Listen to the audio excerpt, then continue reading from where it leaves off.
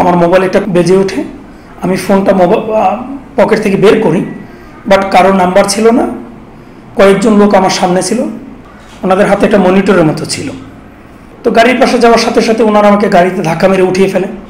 আমার ডান পাশে যিনি ছিল উনি বলে, আপকো হিন্দি आता है, হিন্দি में बात करो। तो আমি বলি যে হিন্দি मेरा थोड़ा थोड़ा आता है। তো বলে इंग्लिश। তো আমি বলি যে थोड़ा थोड़ा। সাউন্ডে মিউজিক ছেড়ে দেয়। মিউজিকের গানগুলো আপনার ইন্ডিয়ান কোনো গোত্রের গান হবে। আনুমানিক 4-5 মিনিট ন্যাশনাল পার্কের আশেপাশে জঙ্গলের কোথাও গাড়ি ব্রেক করে আমাকে ওই গাড়ি থেকে নামিয়ে অন্য একটা গাড়ির মধ্যে উঠানো হয়। আমার নাম শেখ মোহাম্মদ সেলিম। আমি মালয়েশিয়া প্রবাসী ব্যবসায়ী। আমি 2008 সাল থেকে মালয়েশিয়াতে কর্মরত ছিলাম। আমি 2015 সালের শেষের দিকে বাংলাদেশে যাই বিবাহ করার উদ্দেশ্যে। 2016 সালের 29শে মে আমাদের গাড়ির বডির কাজ চলতেছিল কাপাসিয়া বডি গ্যারেজে, ব্রাক ব্যাংকের পাশে। আমি প্রতিদিনের মতো গাড়ির বডির কাজ পর্যবেক্ষণ করতে গিয়েছি। হঠাৎ করে আমার মোবাইল একটা বেজে ওঠে। আমি ফোনটা পকেট থেকে বের করি, বাট কারো নাম্বার ছিল না, কিছুই দেখতে পাইনি ডিসপ্লেতে, জাস্ট ফোনে শব্দ হচ্ছিল। তারপর কয়েকজন লোক আমার সামনে ছিল, ওনারা বললো শেখ মোহাম্মদ সেলিম। আমি বললাম জি। তাৎক্ষণিক ওনারা আমার পাশে চলে আসলো, ওনাদের হাতে একটা মনিটরের মতো ছিল। তো দুইজন আমার দুই পাশে দাঁড়াইলো, আমাকে ধরে নাই, বললো একটু সামনে আসেন, কথা আছে। তখন ভাইয়া জিজ্ঞেস করলো কে আপনারা? বললো যে উনি একটা লোককে দেখাই দিবে, সমস্যা নাই। তো গাড়ির পাশে যাওয়ার সাথে সাথে ওনারা আমাকে গাড়িতে ধাক্কা মেরে উঠিয়ে ফেলে।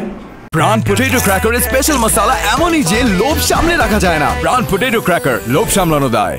উঠানোর সাথে সাথে আমার হাত বেঁধে ফেলে, চোখ বেঁধে ফেলে, 2টা কাপড় দিয়ে, তারপর একটা টুপি পরায়। গাড়ি চলতে থাকে। আমার ফোন মানিব্যাগ নিয়ে যায়।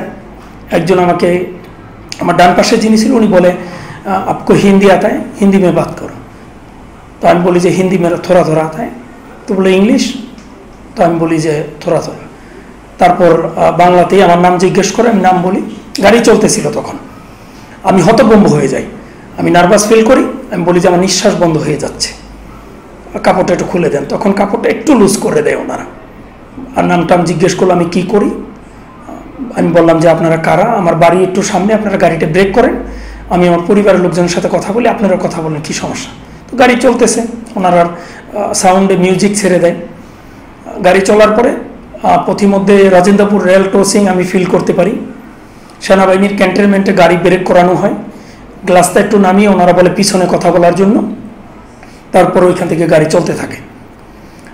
আনুমানিক 4-5 মিনিট ন্যাশনাল পার্কের আশেপাশে জঙ্গলের কোথাও গাড়ি ব্রেক করে আমাকে ওই গাড়ি থেকে নামিয়ে অন্য একটা গাড়ির মধ্যে উঠানো হয়।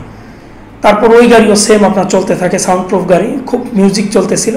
মিউজিকের গানগুলো আপনার ইন্ডিয়ান কোনো গোত্রের গান হবে, অন্য একটা ভাষা। গাড়ি চলতেছিল।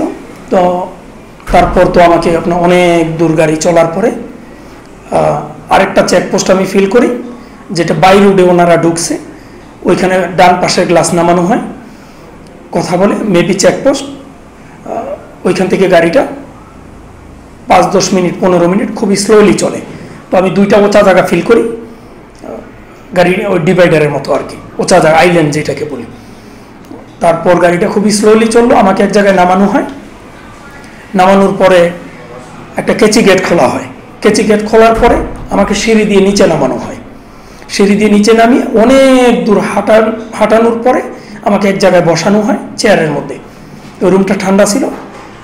তারপর আপনার একজন বা কয়েকজন লোক আসে, আইসা মেডিকেল ইকুইপমেন্ট লাগানো হয় আমার হাতে।